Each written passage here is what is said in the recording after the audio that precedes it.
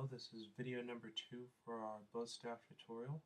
Today we're going to be discussing the anatomy and selection of the bow staff.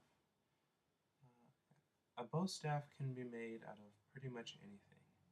It doesn't even need to be, some kind of fancy material. It can be a broom handle, it can be a closet rack, it can be anything that you can think of that's long enough that really allows you to utilize it with the techniques of the bow. And so on that note, when it comes to selecting a bow staff, it really comes down to your personal preference.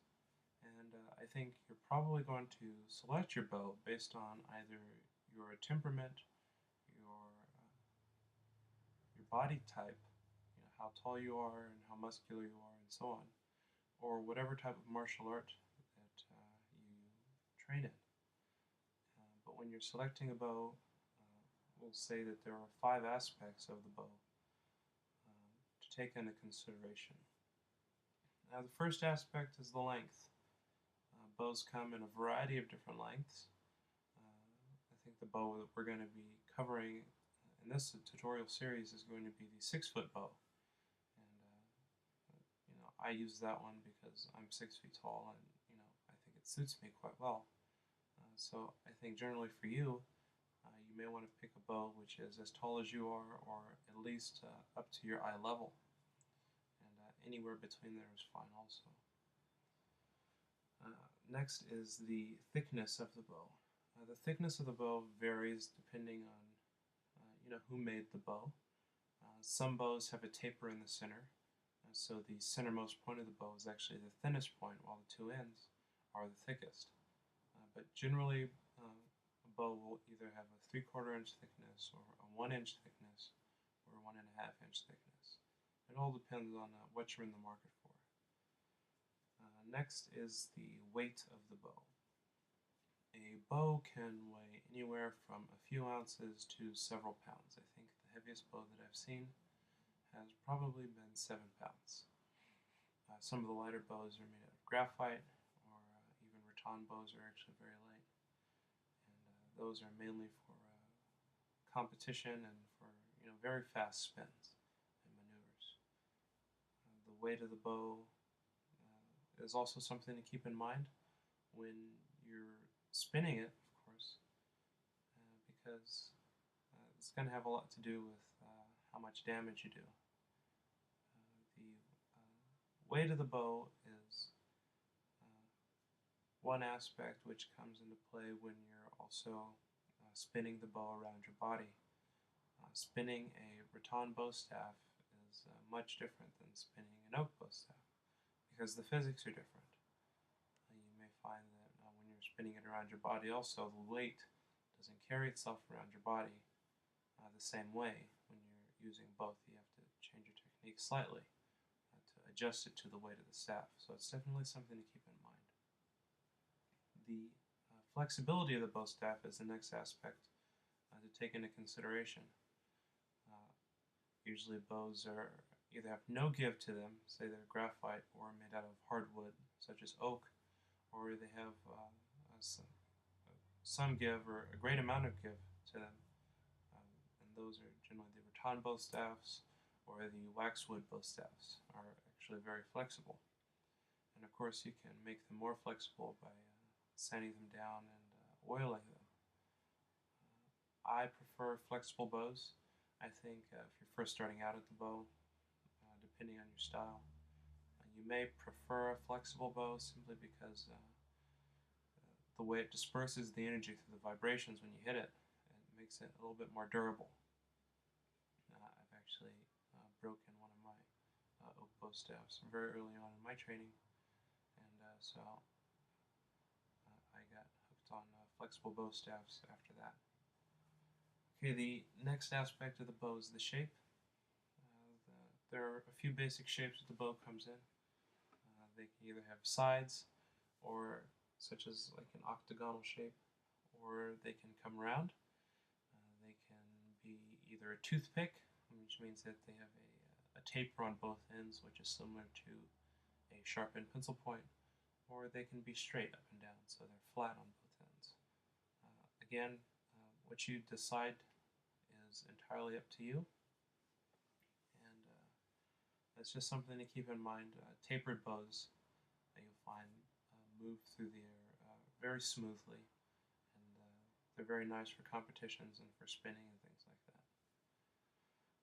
Okay, so 5 aspects: length, thickness, weight, flexibility, and shape are all things to consider when you are selecting your bow staff, and just keep those in mind.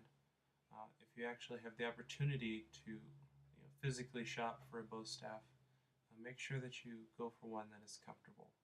Above all else, make sure that it's comfortable, and when you hold it in your hands, you want to play around with your hand positions on the bow staff. You may want to try flexing it if you want something flexible so that you can see how much give it has. And you want to make sure that it's nice and balanced. Hold it from the center, hold it from 1/3 distance from either end, and you may want to spin it a few times, not recklessly, of course. You don't want to break anything in the store you're in.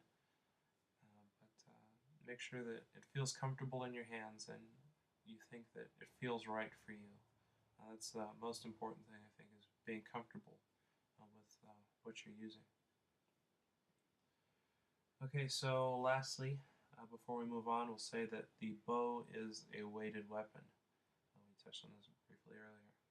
But the weight of the bow itself, the torque that you put into your hips when you swing the bow, the speed at which you swing the bow, and the outermost point of impact from the center of rotation all determine how much power goes into the bow itself. When you're spinning the bow, when you're swinging the bow, when you're striking with the bow, keep all of these things in mind, because whatever you strike is, of course, going to be directly affected in accordance with these things that I just mentioned. Should you hit yourself, of course, it may break skin, it may bruise you, or worse.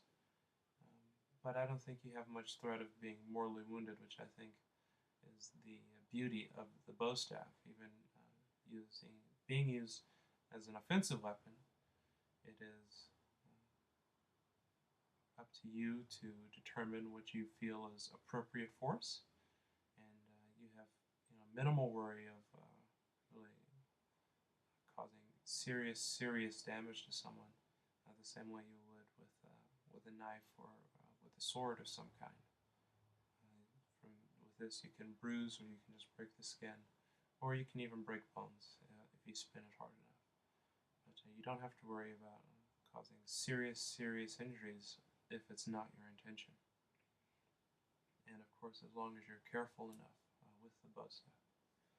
Okay, so on that note, we'll move on to the anatomy of the bow. And in a nutshell, the bow is broken into 3 pieces. It has the head, the tail, and the body.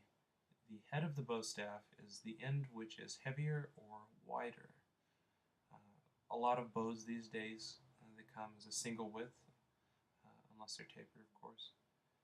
So, as a general rule, the head of the bow staff is that which is closest to your body, while the tail, on the other hand, is either the thinner end of the bow staff or the lighter end of the bow staff, or it is the section which points toward your target. And usually that is the farthest end from your body. Now again, the body of the bow staff is the center third of the bow staff. We always consider the bow to be of 3 parts, and even when we hold the bow staff, we hold it in thirds. You don't very often spin the bow staff from dead center. You usually hold it to just above or just below center, so that you can actually use the weight of the weapon to manipulate the rotation. So here I have a few bow staffs. This is a rattan bow staff. This is 6 feet, and it's relatively flexible. As you can see, it has some give to it. So when I hit it on the ground, it of course vibrates and disperses that energy. This, on the other hand, is a 72-inch steel pipe, which I bought from Home Depot. And on both ends, it has caps, as you can see. And yes, the pipe did come riveted, so that I could just easily screw these on immediately after I bought it. This is very rigid, it has no give to it. I'd say it weighs about 3 pounds, possibly heavier. And I can also screw off the caps and fill it with whatever I like to make it heavier as I see fit. I recommend using this strictly as a training tool and not for sparring, simply because it's so difficult to use, and of course because of the risk of injury to yourself. So once again, we'll go over the anatomy of the bow. You have the head of the bow, which is closest to your body. You have the tail of the bow, which is the whipping end or striking end, which is farthest from you, pointing towards your target. And in the center, you have the body of the bow staff.